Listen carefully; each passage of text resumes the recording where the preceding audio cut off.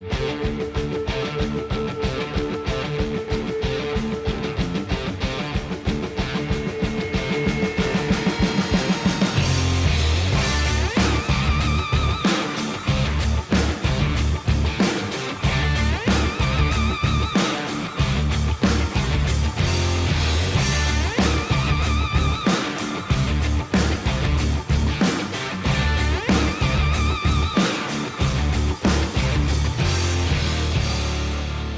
right, guys, welcome back to Jerk Block Talk. I am Jason Fernandez. We're here at CrossFit Rife. I'm here with MC.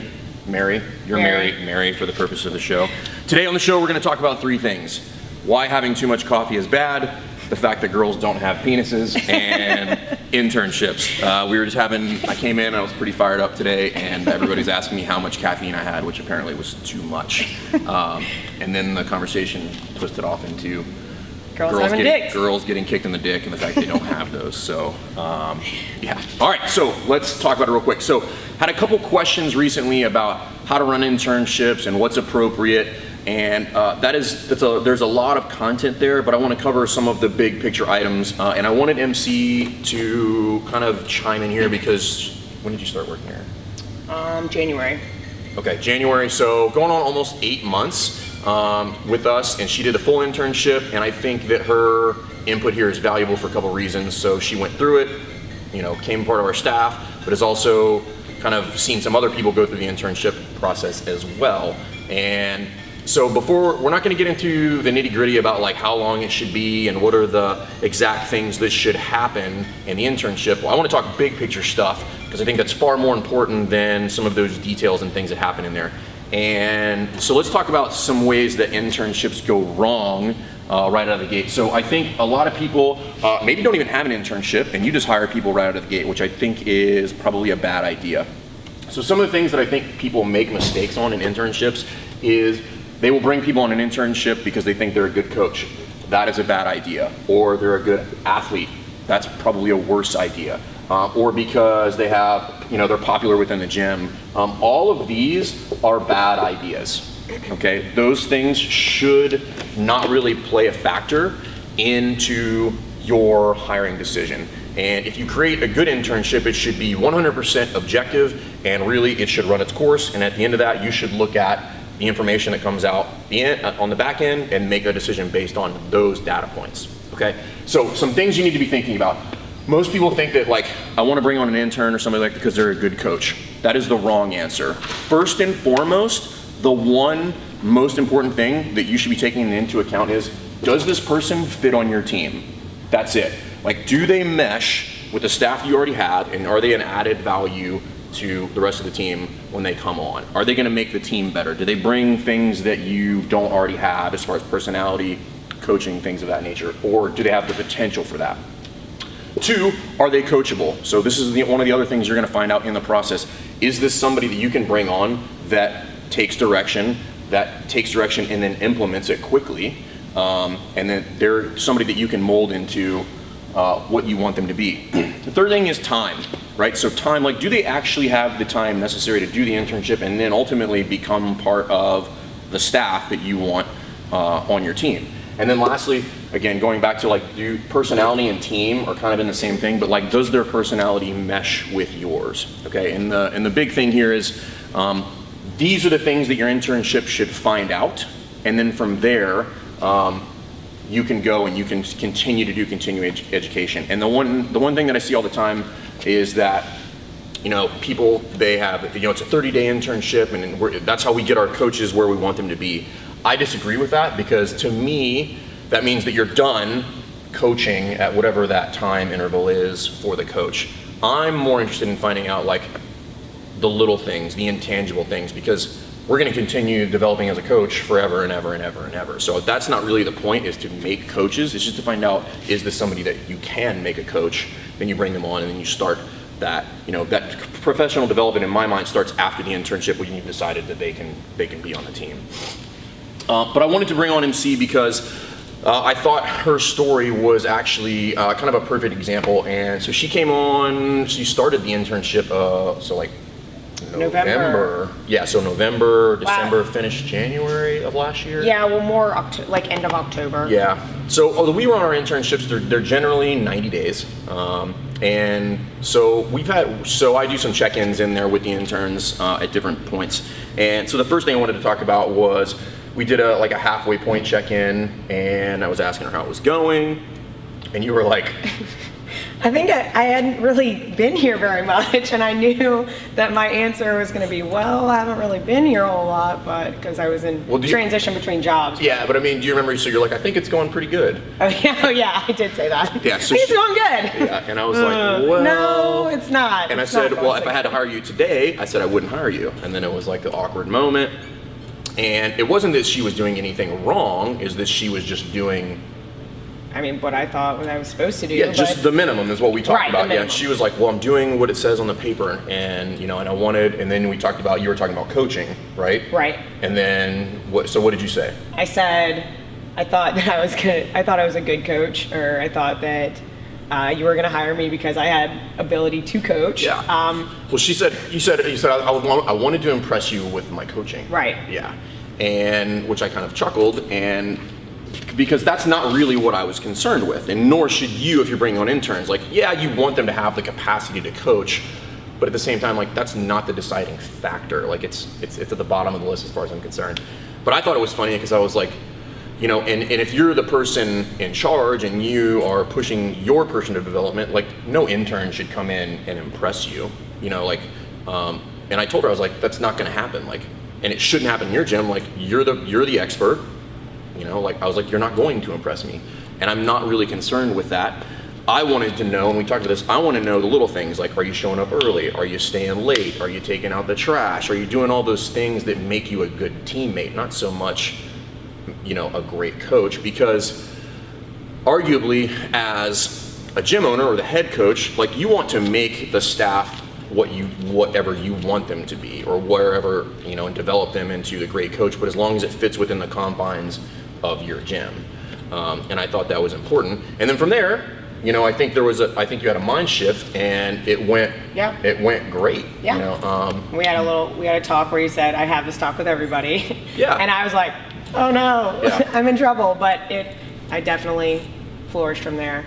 Yeah, I mean, Once I understood that these 3 points, the coaching, the good athlete, and the popularity, weren't a part of my internship, is when I really started to take off, I think. Yeah. Because at most gyms, like you said, because I was doing an internship at another gym prior to that, and it was, they focused on good coaching and, making sure that I could spot movement flaws and all the other things, but it was never really about being a good teammate, never really being about if I was coachable or if I had the time or my personality or being part of a team. It was the other things, my popularity, was I a good athlete, did the athletes look up to me in the gym, that kind of thing, which I think those things do play a role, but I don't think that as far as finding an intern and someone that you want to hire, I don't think that those no, they're not important. So move this way. Yeah. Feel free to direct, Tracy. You're good. With the old, yeah. So, but no, that's important, because those things by and large are not important, really. They are important, but they're not what should be driving your hiring decisions. Based, are they a good athlete? I would tell you, by large margins, those people usually don't make great coaches. But that's a different discussion. And then really what you're trying to find out is the kind of person that you're going to hire. So we talked about this, and I asked him, see if it was cool to talk about this, and you didn't even know that this was one of my biggest decisions in hiring her, which was I didn't. So she was kind of between jobs, like kind of broke, in between. I didn't have a job. Yeah, no job. No job. Right? So like basically all your money got fired. For doing Are You Fit? Yeah, got fired for doing a competition, and in that process, I could have. I had the discussion. I was like, well, she's in a hard spot. We can fast forward the internship and just bring her on. I said, no, I kind of need to find out, what she does in this scenario. Like that's something that I need to know. As an employer, as the team captain, if you will, like what she does here will tell me a lot about her as a person going forward when things don't go well. And she was in a really hard spot, and she finished the whole internship. She was here all the time. working, going the extra mile, doing all those things. And those of you who don't know MC, like, she is a good coach, but that's not what I was worried about. So I think it's funny because I always tell people, like, I'm of the opinion that just about anybody can be a good coach. Being a great coach, it's a different discussion. There's some variables involved there that, those are personal things. But I think anybody, given the right tools, utilizing a lot of things we talk about on this show, can be a good coach, can walk in, can address movement, can be logistically sound, have good presence and attitude. But those personality things I think are important, and those things that either do or don't make you a good teammate are far more important than do you have the greatest cues, do you have all those things, like they don't matter. And Coach Glassman, he said this before, that he's, caring is by and large far more important than anything else. That's why you see a lot of CrossFit gyms that don't have great coaches, but they're packed to the gills because people love the environment there. And it's no different when you should be choosing people to be part of your team. So I think it's important to talk about that when you start building whatever your template is, and we'll show you ours later. Whatever you build your template, like, that should be the major factors that you put in there. You do want to do professional and technical assessments en route, but by and large, you're really trying to find out, like, is this person a good fit for our team? Like, do they add value? Do they fit? Do they mesh with the other personalities that go in there? And I like to use, like, the airport analogy, like the travel analogy, which is like, so you have two scenarios. The first one is, I'm going on a trip, everything's delayed, right? So, and everything is basically just fucked. And I get on the airplane and I'm sitting there by myself, and there's nothing I can do about it, So I'm just suffering by myself, and it sucks and whatever. But at the end of the day, I work it out, I get where I gotta go, and then we move on from there. The second scenario is far worse, which is I'm going on travel, I'm delayed, everything is screwed up, I'm not going to get what I need to get done based on what's happening, and then I get on the aircraft and I'm sitting next to an asshole, right? So I'm not saying the MC's an asshole, but that's a far worse scenario, right? And the point is this, is like, you have the ability to decide who sits next to you when you're a head coach and you bring on interns. Like, you have the ability to say no, and I think far too many people are taking the easy road because they don't necessarily want to work more hours, they don't want to do all that. Well, I'll bring in somebody else. And then what you find out is that you spend far more of your time working on personnel issues than actually running your business and caring for your members. And you can attest to this. We have very little, we do have some conflicts, and I think conflict is healthy, but by and large, we don't have personnel issues. No. And I think when we talked yesterday about, increasing value for our members, and as soon as you bring on somebody that just doesn't mesh well, or they just don't flow with the rest of the team or the gym or the community or our core values, the mission, the vision, all of those things, I think that's when you start getting all that conflict. So it's important to have this process. Yeah, I think it's important for you to understand that the process needs to be objective. So I have to go back and look at the numbers, but I think we're going to be far under 50% for people that have successfully made it through the internship. And that includes a lot of people that I think are just good dudes and that I would trust with my wife and my money. Not my wife, but at least my money. And I do trust those people, but in the process of going through the internship, we found out that, like, okay, awesome dude, fits in the team, pretty coachable, good personality, but they just legitimately don't have the actual time requirement that we actually need, or that they need to have to be here.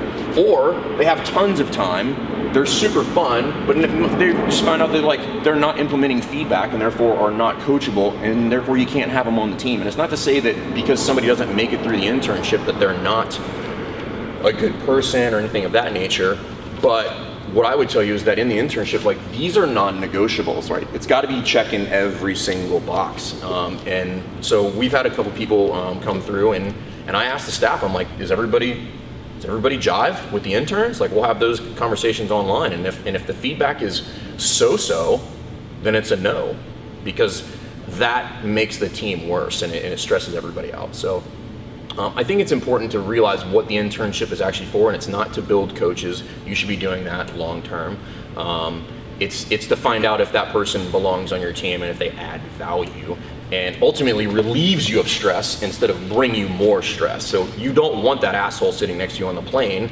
And what I'm telling you is, in this scenario, you have the ability to, when that person goes to sit next to you and you're like, no, you can just say, you can't sit there. And that is the point of the internship, is to make that assessment and then be objective about it on the back end and say, yeah, it's just not working out. And that's okay. I would tell you, if you hired every person that came on your internship, it's probably not legit. I don't know, so. But yeah, I thought it was important to talk about that from a 30,000 foot level, but I also thought it was important to talk about, MC's story, because that's a perfect example of, I assessed her more so on personality. Did she fit in? Did she really, really want to be here? Because you could have easily just said, fuck it, this isn't working. I need a job. I need a job. Pays. Yeah.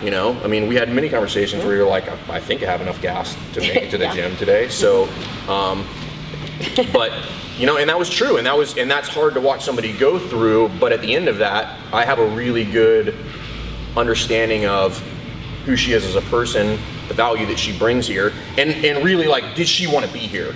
And when you're having those conversations, like, it's kind of understood that they really do want to be there. So, again, internships, they're not what you think they're for. It's not where you develop coaches. It's where you find out should they be on your team.